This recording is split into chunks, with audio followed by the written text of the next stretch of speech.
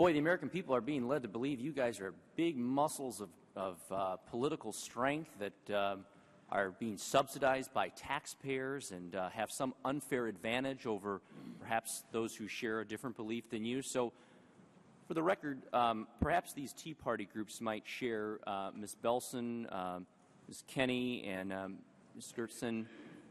Could you tell us roughly what your annual budget is? Sure. Let's see. In 2010, our budget was $2,453. $2,453 for the entire year? Yes. Okay. 2011, it was $3,371. It's a 50% increase. And in 2012, we did have a grant from Tea Party Patriots that enabled us to promote our organization, so we did have approximately $9,000 that year. Wow, $9,000. Okay, Ms. Kenney. Forgive me for laughing. Our annual budget is in the negative. Uh-oh. Are you a Democratic organization? The first year, we had a minus $1,300. The second year, I don't remember.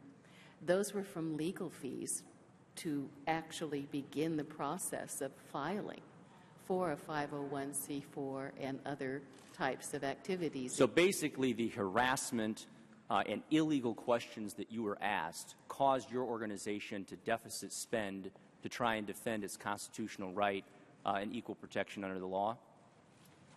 Yes, because it also dried up our ability to have people participate in a structure where they could donate. Thank you. Ms. Gerson, how about your budget? Well, I don't have the exact numbers, but I can tell you that we have less than $5,000 at the end of each month, roughly.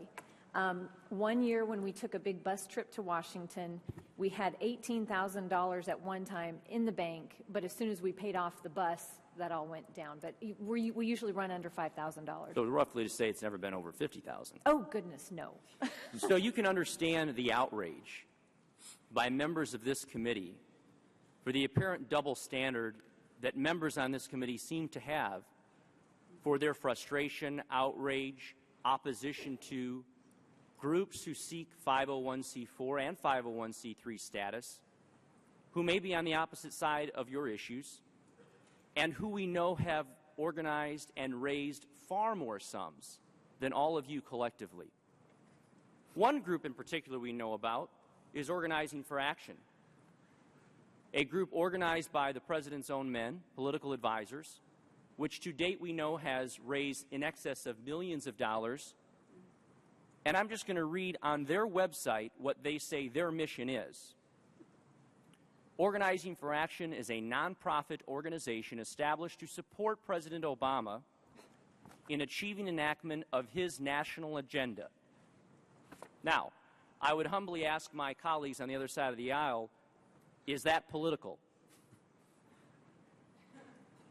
And why would an organization called Organizing for Action... Would the gentleman yield? No, I will not. Would you ask the question for Mr. them? Neal, go ahead. The gentleman from Illinois has the time. Go ahead. Are those names disclosed? Are what names? The names to the President's committee? Are the contributors disclosed? I'm not aware whether they are. Let me be on record as saying those names should be disclosed. Okay, but we're not having a debate about whether or not we agree with Citizens United. We're not having a debate about whether or not we want to change 501c3 or change 501c4 processes. I would submit to you that if that is your goal, perhaps introduce legislation to do so. The problem is that this IRS agency has discriminated against people based on their political views. Right. I have to... And for anyone to defend Regular this order. bureaucracy from discriminating Will the against gentleman people, suspend? I will have to ask our guests in the committee to refrain from applause and other displays of emotion or attention. We need to keep decorum in the committee, so I would respectfully ask that our members refrain from clapping and cheering. Thank you, Mr. Chairman. May proceed. For anyone to suggest that these individuals' rights should be limited more so than others simply because of their political beliefs is nothing more than discrimination. There would be clarity if this was an issue of white versus black, of Jews versus Christians. But because it's conservative versus liberal, there seems to be some questions, some clouds, some lack of clarity. And rather than work united in a bipartisan way to root out the very cancer that my colleague, Mr. Rangel, described, we're simply trying to chop off the head of the patient, remove the acting commissioner, and say all is well.